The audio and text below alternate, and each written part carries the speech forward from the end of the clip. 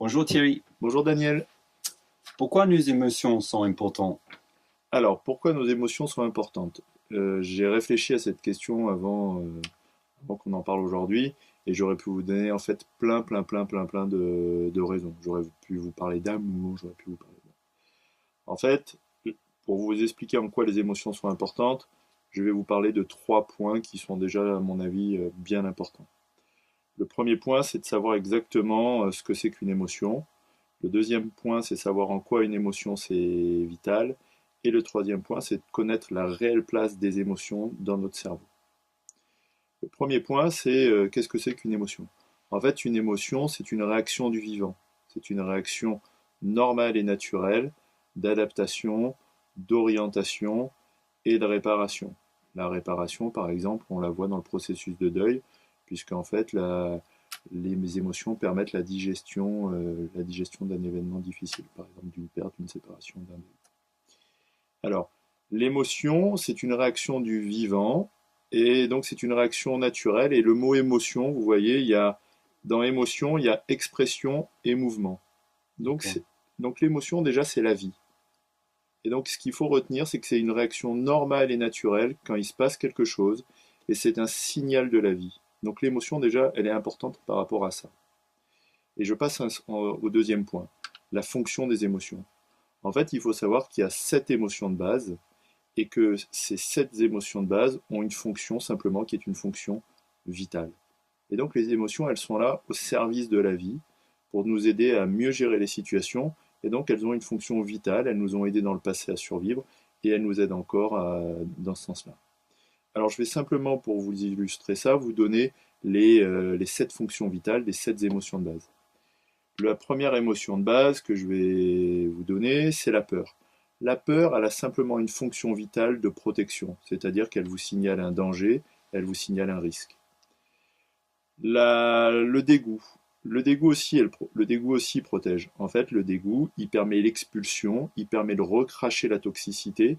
Le dégoût, il vous signale qu'il y a du poison, en fait, physique ou psychologique. Le dégoût, il vous permet d'expulser ce qui peut vous faire vraiment du mal et vous empoisonner.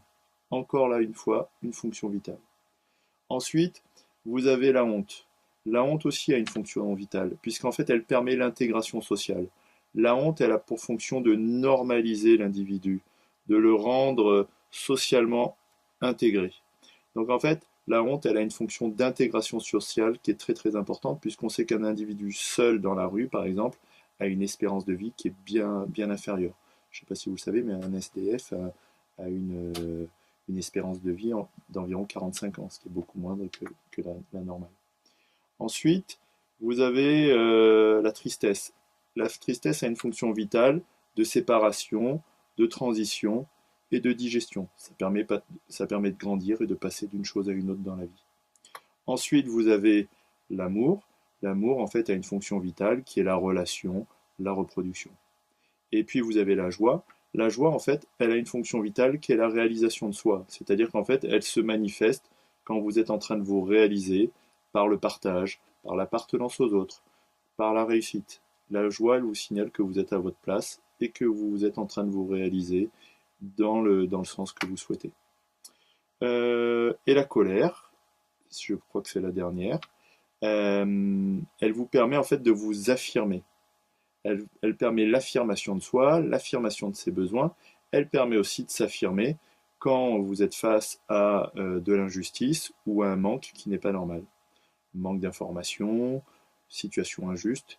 Et là, il est légitime que vous ayez une réaction de colère, soit pour vous affirmer, soit pour vous défendre, ce qui est tout à fait légitime et normal.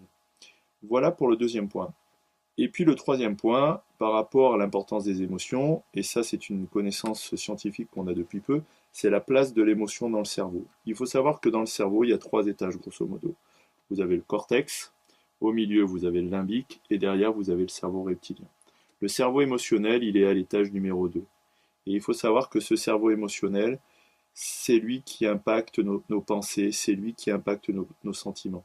Ça a été prouvé par Antonio Damasio, qui est un scientifique maintenant qui habite aux États-Unis, et qui a prouvé avec 2 livres qui s'appellent L'erreur de Descartes et Spinoza avait raison, que ce n'est pas je pense donc je suis, mais c'est je pense comme je sens. C'est-à-dire que c'est l'émotion, c'est le stimuli de l'émotion qui conditionne notre mode de pensée. Si j'ai peur, je vais penser d'une certaine façon. Si je suis joyeux, je vais penser d'une certaine façon. Donc l'émotion, elle est vraiment au cœur de notre fonctionnement.